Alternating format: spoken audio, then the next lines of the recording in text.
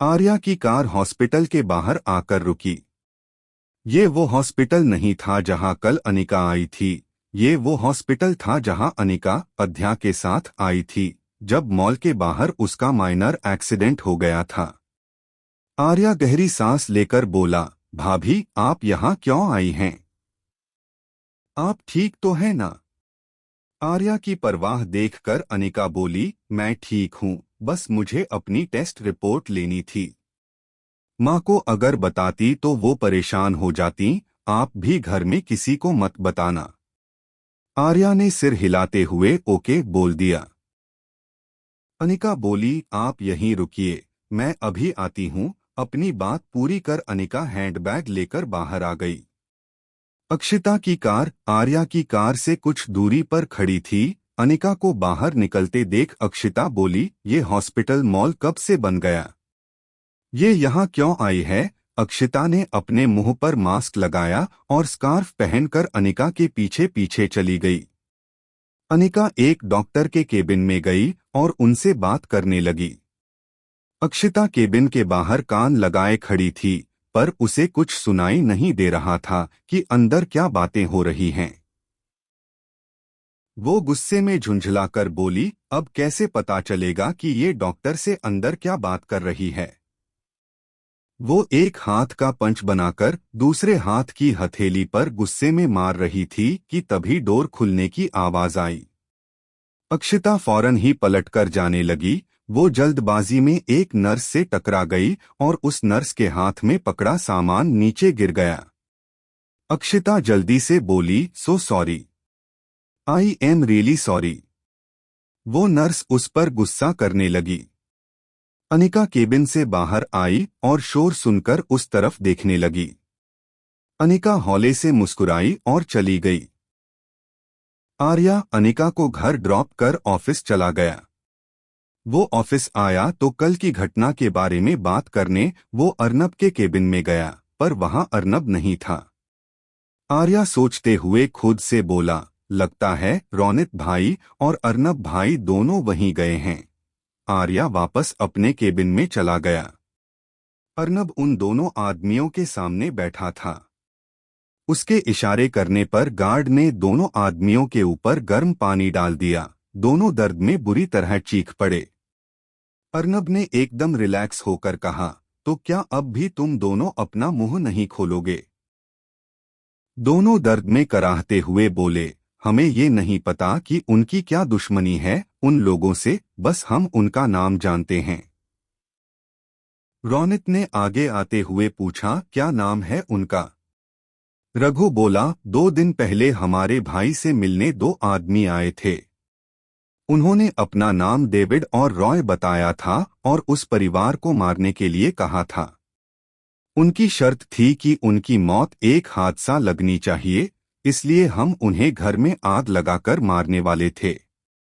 अर्नब के इशारे पर गार्ड फिर से उन्हें मारने लगे। अर्नब रूम से बाहर आ गया। उसके पीछे पीछे रौनित भी बाहर आया। अर्नब गाड़ी में बैठते हुए बोला, पता करो ये डेविड और रॉय कौन हैं और उनकी क्या दुश्मनी है अनिका के परिवार से। अनिका की फैमिली की प्रोटेक्शन का भी इंतजाम करो। रौनित ओके सर बोलते हुए ड्राइवर के बगल वाली सीट पर बैठ गया। दोपहर का समय ऑफिस में आर्या और अर्नब लंच कर रहे थे। रौनित भी उनके साथ ही बैठा था। अर्नब ने दोनों की तरफ बिना देखते हुए कहा, तुम दोनों कल अनिका के घर क्यों गए थे? इतना सुनते ही दोनों एक साथ खांसने लगे।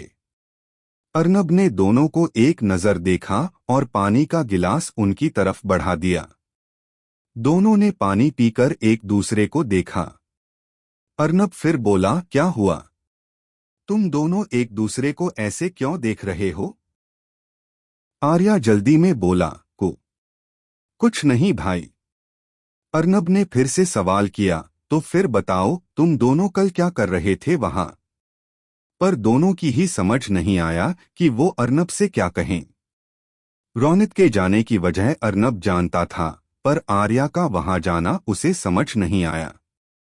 आर्या कुछ बोलने को हुआ कि तभी उसका फोन रिंग होने लगा। उसने कॉल करने वाले को मन ही मन ढेर सारी दुआएं दी और फोन रिसीव करता हुआ केबिन से निकल गया। उसके जाते ही अर्नब ने रौनक की तरफ देखा तो वो इधर उधर देखने लगा।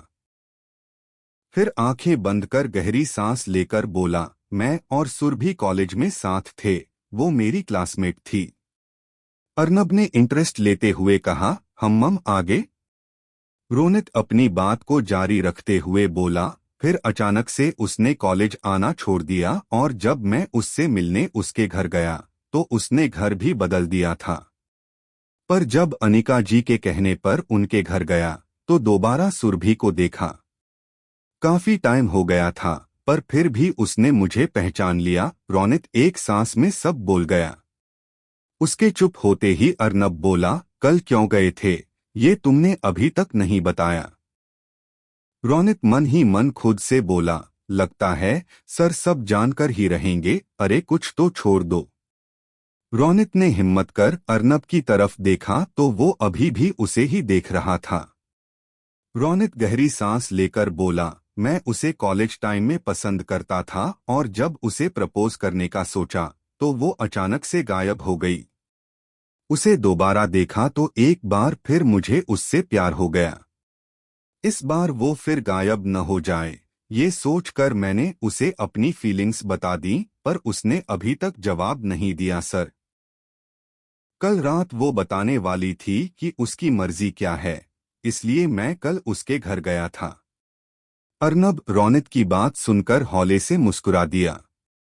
रोनित अर्नब की हंसी से चिढ़कर बोला, क्या सर आप हंस रहे हैं? यहाँ मैं इस टेंशन में मरा जा रहा हूँ कि कहीं वो मुझे रिजेक्ट न कर दे। अर्नब हंसते हुए बोला, डोंट वरी, वो मना नहीं करेगी। रोनित जल्दी से बोला, पक्का सर? अर्नब ने सिर हिला दिया। रोनित खुश होकर बोला, अगर उसने हाँ कह दी न सर तो मैं आपको डिनर पर ले जाऊंगा। अर्नब ने एक आईब्रो उठाकर देखा तो रोनित को रियलाइज हुआ कि वो जल्दबाजी में क्या बोल गया। उसने सिर झुका लिया। अर्नब बोला, डिनर पर ले जाना, पर मुझे नहीं, उसे ले जाओ। रोनित ने सिर हिला दिया। कुछ देर बाद वो एक पॉश होटल था जिसके एक वीआईपी रूम में अर्नब और अंजलि एक दूसरे के सामने बैठे थे। माया और रोनित दोनों उनसे कुछ दूरी पर खड़े थे। अंजलि धीरे से मुस्कुराते हुए बोली, सो आज इतने दिनों बाद तुम्हें कैसे याद आ गई मेरी? बात तो इम्पोर्टेंट है, तभी तुमने मुझे यहाँ बुलाया है, वरना इतने सालों में तो तुमने मुझे मुड़कर भी नहीं देखा कि मैं कैसी हूँ। अर्नब ने गहरी सांस लेकर कहा, बात तो बहुत इम्पोर्टेंट है। और रही बात मेरे तुमसे न मिलने की, तो इसकी जिम्मेदार तुम खुद हो। तुमने जो कुछ मेरे साथ किया था, उसके बाद क्या मैं तुम पर फिर से भरोसा करता? तुमने जिस तरह मीडिया में वो फेक न्यूज़ दी, उसके बाद मुझे क्या क्या प्रॉब्लम फेस करनी पड़ी, तुम जानती भी हो। अंजलि बीच में बोली, तुमने मुझे मजबूर कर दिया था ये सब करने के लिए। मैंने भी तो तुम पर भरोसा किया था, पर तुमने क्या किया? तुमने हर बार मेरा भरोसा तोड़ा अर्नब। पहले मुझे रिजेक्ट किया, फिर मेरे डैड के ऑफर को रिजेक्ट किया और एक के बाद एक मेरे हाथ से सारे प्रोजेक्ट छीनते चले गए। ऐसे में मैं क्या करती?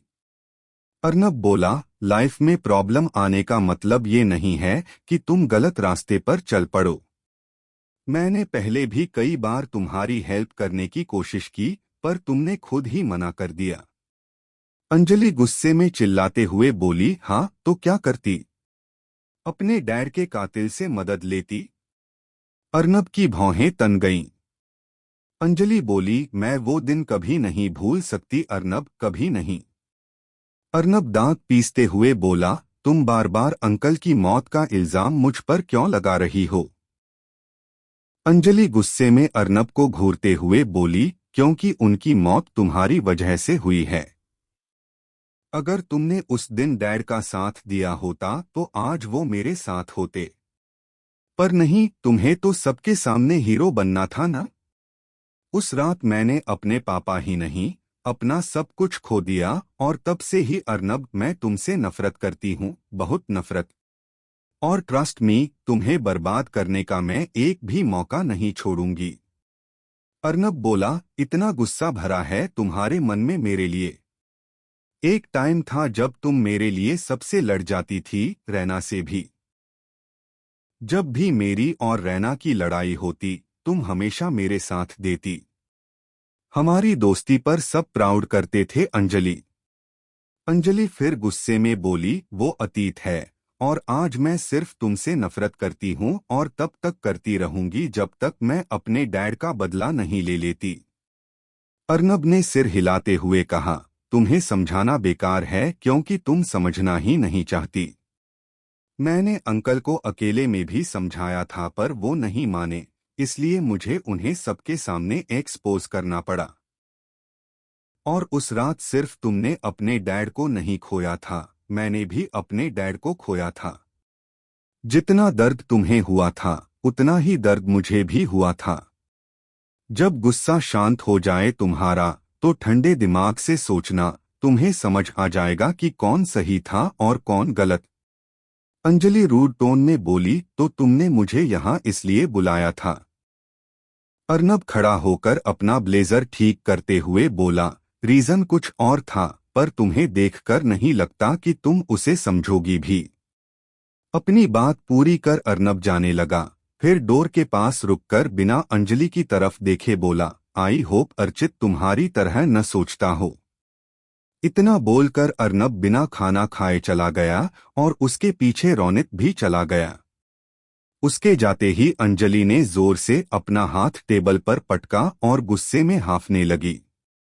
रात के करीब 11 बजे अर्नब घर आया तो अनिका उसे हॉल में इंतजार करती हुई मिली। अनिका को देखकर अर्नब हौले से मुस्कुरा दिया। उसकी सारी टेंशन कुछ ही पल में दूर हो गई।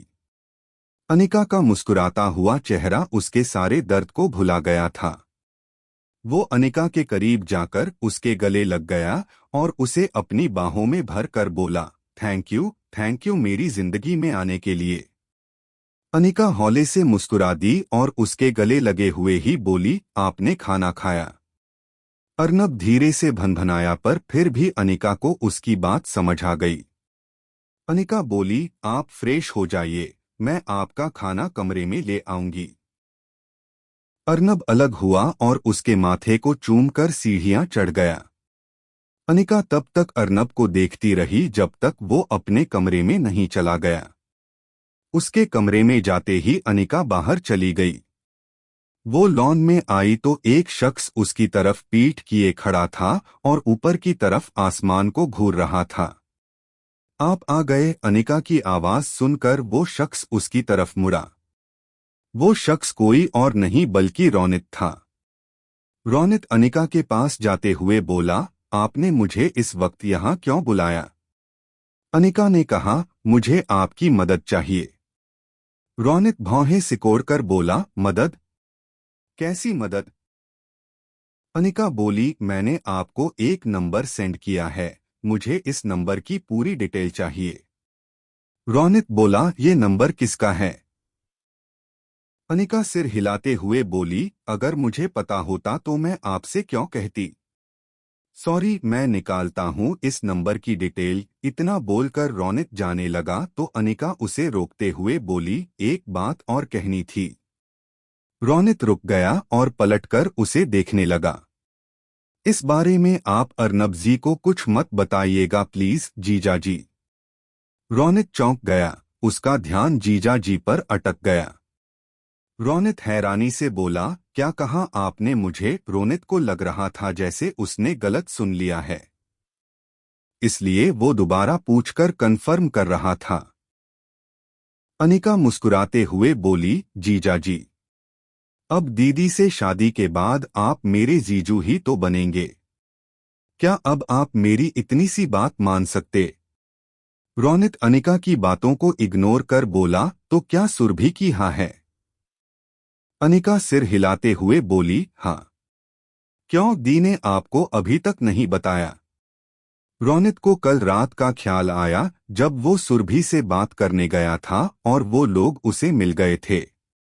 उसकी बात ही कहाँ हो पाई थी सुरभि से। रौनित बोला, मैं गया तो था, कल घर पर कुछ प्रॉब्लम हो गई थी। आप टेंशन मत लो, मैं आपका काम कर दूंगा और सर को भी इस बारे में कुछ पता नहीं चलेगा। रौनित अपनी बात पूरी करते ही चला गया। अब उसे सुरभि से मिलने की जल्दी थी। अनिका खाना लेकर अपने कमरे में आई, तभी अर्नब भी फ्रेश होकर आया। खाने की खुशबू लेते ही वो मुस्कुराते हुए बोला, तुमने बनाया है ना? अनिका ने होले से सिर हिला दिया। आगे जानने के लिए सब्सक्राइब माई चैनल और बेल आइकन को ऑन कर ले ताकि कहानियों का सिलसिला चलता रहे।